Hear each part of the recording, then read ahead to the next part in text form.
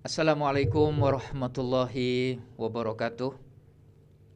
Innal hamdalillah wa syukurillah wassalatu wassalamu ala Rasulillah wala haula wala quwata illa billah. Amma ba'du. Para Bapak Ibu, saudara-saudari sekalian dimanapun berada, tiada kata yang patut kita ucapkan di pagi hari ini yang cerah di hari Ahad ini dari Pondok Pesantren Ihsanul Fikri, Pabelan Mungkit, Magelang, Jawa Tengah, kecuali kalimat Alhamdulillahi Rabbil Alamin, di mana kita masih diberi kesehatan lahir dan batin, sehingga meskipun dalam keadaan terbatas kita masih bisa bersilaturahim dan bertolabul ilmi. Semoga langkah-langkah yang kecil ini menjadi bagian dari amal ibadah kita yang kelak nanti menyebabkan kita pantas mendapatkan ridho dari Allah Jalla Jalaluh. Salawat dan salam semoga selalu teraturkan kepada junjungan Nabi Agung Muhammad Sallallahu Alaihi Wasallam. Ya Rasulullah, hati ini selalu terpaut, selalu rindu untuk berjumpa denganmu. Hanya untian kalimat Allahumma sholli ala Sayyidina Muhammad. Kami berharap esok di akhirat mendapatkan syafaat. Amin. Allahumma amin. Para pemirsa yang dirahmati oleh Allah Subhanahu wa taala, dalam sebuah hadis Rasulullah telah memberikan contoh atau membimbing kita semuanya agar kita juga berdoa sebagaimana doa yang pernah dilantunkan oleh baginda Nabi.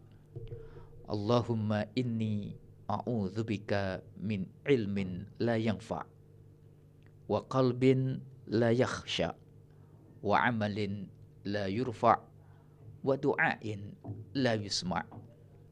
Ya Allah, sesungguhnya diri ini berlindung kepadamu dari ilmu yang tidak bermanfaat, dari hati yang tidak khusyuk, dari amal ibadah yang tidak diterima, dan dari doa-doa yang tidak terkabulkan.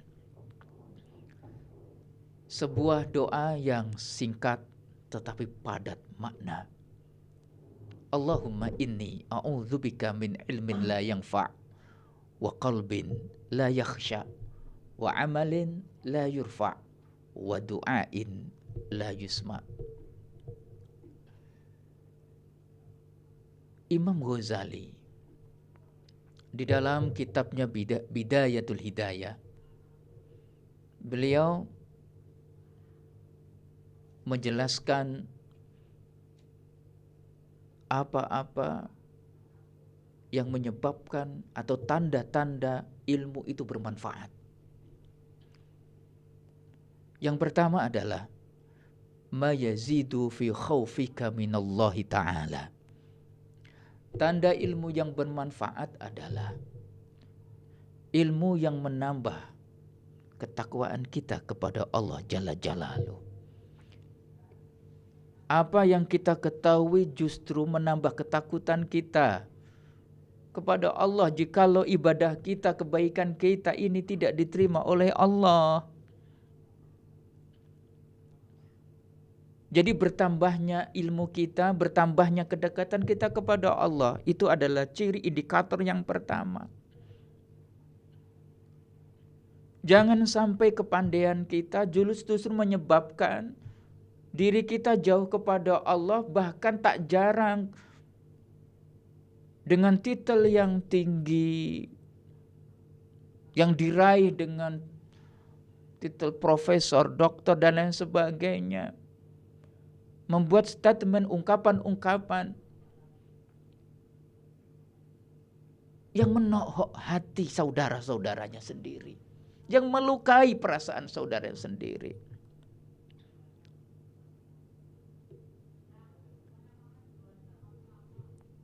Pada saat ini, di saat sedang masih dalam kondisi pandemi seperti ini, kita butuh kedamaian, kita butuh seseorang yang memang pandai, tetapi pandai yang bisa membahagiakan, menenteramkan. Janganlah kepandaian tersebut, ilmu yang dimiliki malah menjadikan dirinya pintar tapi keblinger. Contoh misalkan, masa bahasa Arab itu dituduh menjadi ciri terorisme? Kalau orang yang belajar bahasa Arab dituduh teroris, lalu bagaimana seperti di antara saya jadi guru bahasa Arab?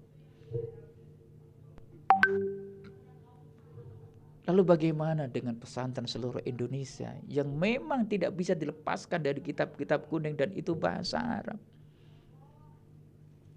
Lalu bagaimana dengan kitab suci Al-Quran dan hadis-hadis Rasulullah SAW, semua juga berbahasa Arab? Azan juga bahasa Arab. Salat kita juga berbahasa Arab. Bagi orang yang berilmu, semoga saja ini menjadi sebuah cambukan bagi kita, sebuah pengingat bagi kita. Jangan sekali-kali ilmu yang kita miliki, gelar-gelar yang titel yang tinggi yang kita miliki, yang terpaut di dalam nama-namanya itu justru membuat sebuah keonaran sosial, keresahan sosial, bahkan menyayat dan menyakiti hati saudara sendiri. Jadikan ilmu yang kita miliki walaupun itu sedikit, meskipun kita seperti kami berada di pojok kampung, desa, yang hanya bersama dengan anak-anak kecil, aba fathah bata fathata matamu. Jangan abata kok malah matamu. Sehingga suatu kelak dia nanti bisa membaca Al-Quran dengan baik, dengan berbahasa dengan baik, bisa mendekatkan kepada orang lain, dirinya sendiri, keluarganya kepada Allah. Itu mungkin. Dan kita tidak tahu amal ibadah mana yang akan menyebabkan kita mendapatkan ridho dari Allah Subhanahu wa taala. Jadi al-ilmu nafi' yang pertama tanda-tandanya adalah ilmu yang bermanfaat, mayazidu fi khaufika minallahi taala. Jangan sampai malah membuat orang lain jauh disebabkan oleh sok kepintaran kita. Jadi orang tahu wajib, tapi kalau sok tahu ya malah membuat semuanya tidak nyaman.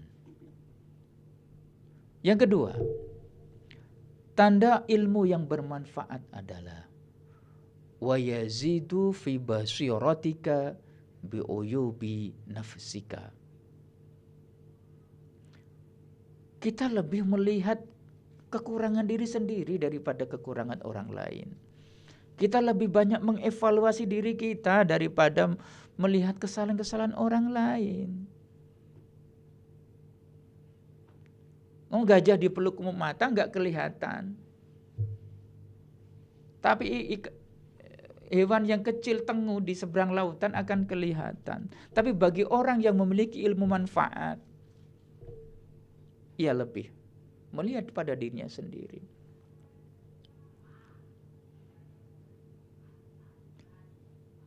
Ketika melihat orang yang sudah sepuh, orang yang ilmunya bermanfaat, tandanya ya Allah, orang sudah sepuh, sudah banyak ibadahnya. Tentu orang itu Masya Allah dekat dengan Allah, karena sudah banyak sekali ibadah-ibadah kebaikan yang dilakukannya. Yang ada adalah memuliakan, menghormati. Siapa tahu berkat saya dekat dengan beliaunya, nanti saya kecipratan berkah doanya. Karena ia sadar tak ada amal ibadah yang patut dibanggakan oleh dirinya. Tak ada ibadah-ibadah apa yang bisa menjamin dirinya masuk surga. Siapa tahu berkat ia berteman dengan orang soleh, ia mendapatkan keberkahan. Bukankah di dalam surat Al-Muddatsir, fi jannati yatasaalun, orang-orang ahli surga itu saling bertanya tentang apa? Teman-temannya di mana sekarang berada.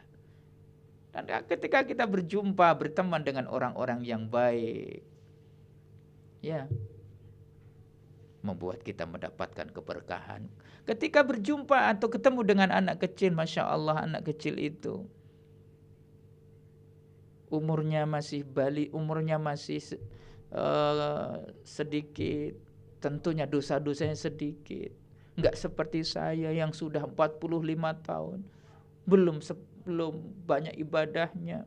Waktu-waktu yang berlalu selalu dihiasi dengan kemaksiatan dan dosa.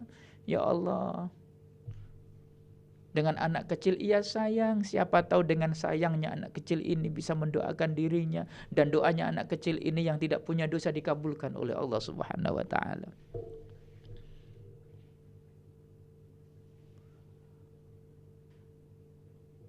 Waliman khafa maqama rabbih jannatan.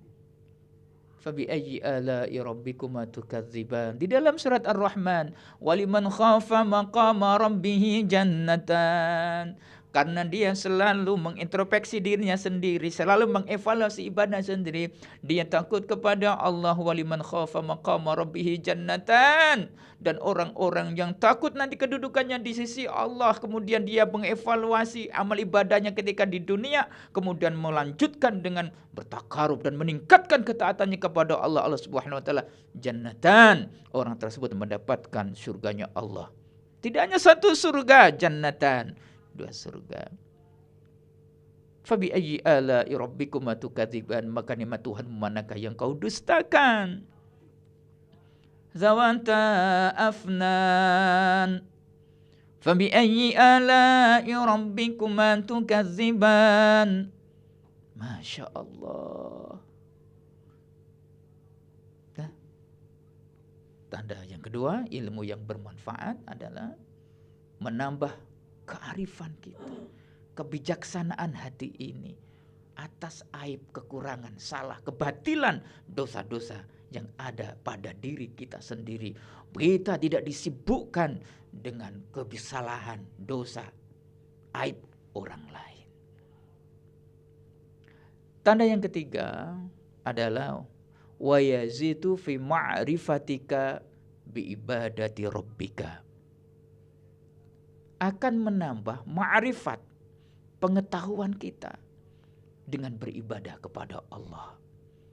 Maka tanda orang yang ilmunya bermanfaat, maka ilmu tersebut akan menambah rasa ma'rifat dengan beribadah kepada Allah Subhanahu wa taala. Maka orang ini tidak akan pernah mensia-siakan sedikit pun waktu berlalu, karena ia sadar waktu yang berlalu tidak akan pernah ia jumpai lagi kecuali besok di yaumil hisab, di hari pembalasan amal, yang tidak ada lagi amal, tetapi yang ada adalah pembalasan, pengadilan amal. Maka orang tersebut akan berkompetisi.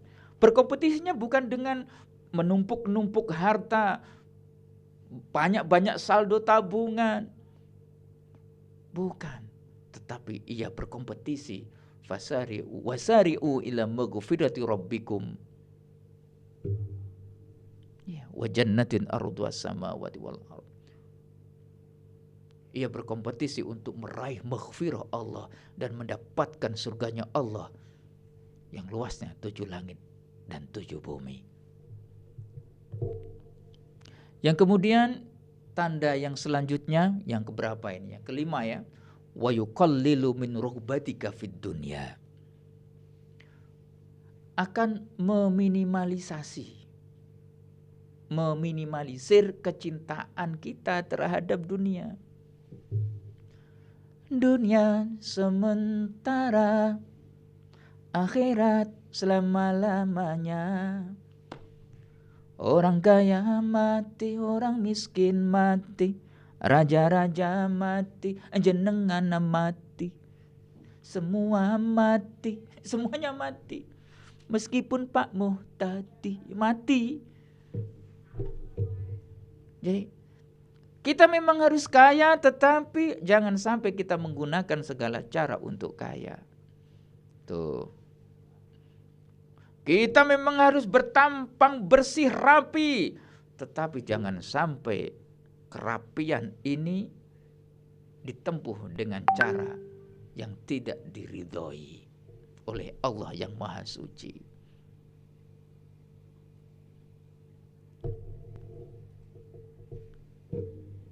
selembar daun yang jatuh tidak akan pernah bisa menutupi bumi. Tetapi selembar daun itu ketika nempel di mata, maka akan menutupi seluruh bumi. Artinya, jangan sampai hati kita, mata kita silau dengan dunia. Menjadi orientasi utama dunia. Memang harus kita genggam. Allahumma ja'al dunyana fi aidina wala taj'al dunyana fi qulubina.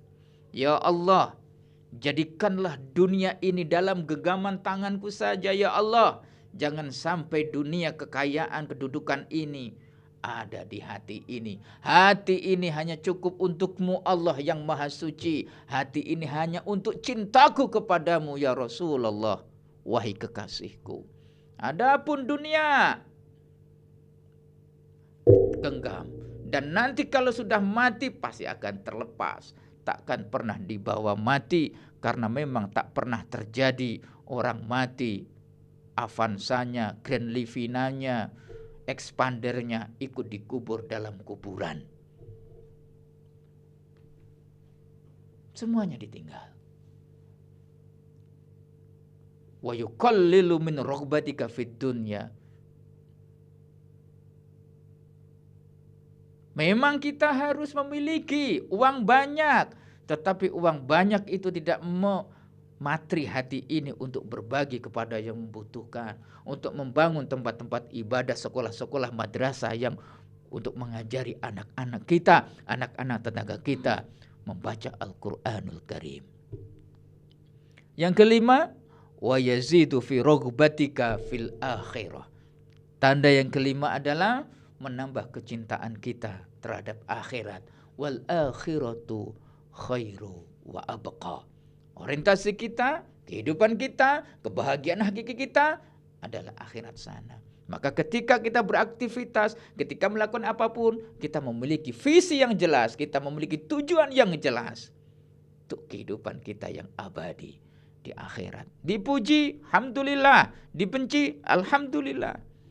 Tak akan mengurangi ibadah kita, tak akan mengurangi semangat kita untuk menebar Islam, untuk berdakwah Islam sebagai rahmatan lil alamin.